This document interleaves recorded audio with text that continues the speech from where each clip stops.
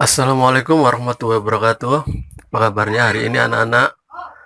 Semoga tetap sehat dan semangat belajar. Kali ini kita akan belajar materi pendidikan lingkungan hidup pada bab 8, yaitu pelestarian hutan untuk kelas 6. Sebelum belajar, mari kita berdoa dulu supaya nanti dimudahkan oleh Allah dan diberi ilmu yang bermanfaat. Amin. Akan belajar pendahuluan yang A. Tujuan pembelajarannya yang pertama adalah memahami kegiatan manusia yang merusak hutan. Kemudian tujuan pembelajaran yang kedua, memahami dampak yang timbul akibat kerusakan hutan. Yang ketiga, memahami upaya-upaya dalam pelestarian hutan. Yang A, kita pelajari pendahuluan. Hutan memiliki 3 peran penting bagi kehidupan manusia. Yang pertama, hutan dapat menjaga keseimbangan iklim, karena tumbuhan hutan mengubah karbon dioksida menjadi oksigen, sehingga bermanfaat bagi pernafasan hewan dan manusia. Yang kedua, hutan dapat menjaga keseimbangan air, karena hutan dapat menahan air hujan di dalam lapisan tanah, sehingga air hujan yang jatuh tidak menimbulkan banjir. Bencana kekeringan di musim kemarau juga tidak akan terjadi. Yang ketiga, hutan berperan menjernihkan udara yang telah mengalami pencemaran. Jadi, hutan memiliki arti dan peran penting dalam menyangga kehidupan makhluk. Berbagai manfaat besar dapat diperoleh dari keberadaan hutan. Karena hutan memiliki fungsi sebagai penyedia sumber daya air bagi manusia, penyerap karbon dioksida, pemasok oksigen di udara, penyedia jasa wisata, dan mengatur iklim global. Dalam pengelolaan hutan harus mempertimbangkan manfaat, fungsi, dan untung rugi dari pemanfaatan hasil hutan. Harus diperhitungkan apa saja yang bakal hilang akibat kegiatan penebangan hutan di suatu tempat. Hal ini harus dipertimbangkan dalam melakukan perencanaan dan pengelolaan hutan di Indonesia. Sekarang kita pelajari yang B, kegiatan manusia yang dapat merusak hutan. Kegiatan manusia telah banyak menimbulkan kerusakan hutan. Ada beberapa kegiatan manusia yang secara langsung dan tidak langsung berdampak pada kerusakan lingkungan hidup. Antara lain, 1. Penebangan hutan secara liar yang mengakibatkan penggundulan hutan. Kemudian yang kedua, perburuan hewan liar yang akan mengakibatkan hewan langka berkurang jumlahnya hingga punah. Yang ketiga, perusakan hutan bakau mengakibatkan pantai rusak karena abrasi dan tempat hidup binatang pantai musnah. Kemudian yang keempat, pengurukan rawa-rawa untuk pemukiman mengakibatkan lingkungan rawa hancur, sehingga hewan-hewan rawa pergi, mati, dan punah.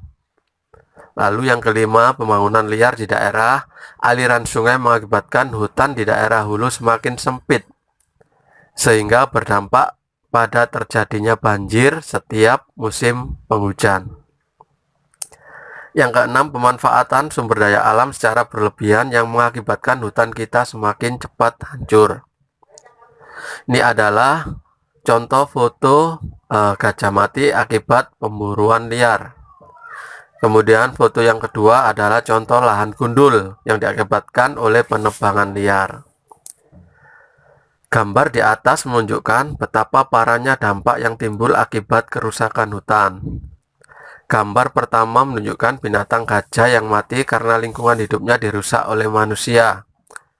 Sedangkan gambar yang kedua merupakan gambar bekas hutan yang telah gundul karena seluruh tumbuhan musnah sehingga tinggal puing-puing bekas lahan yang telah gundul. Sekarang kita akan belajar C, dampak yang timbul akibat kerusakan hutan. Kegiatan penebangan hutan secara liar menimbulkan kerusakan hutan. Jika hutan rusak akan sering terjadi kebakaran hutan. Hutan rusak bisa menyebabkan terjadinya banjir.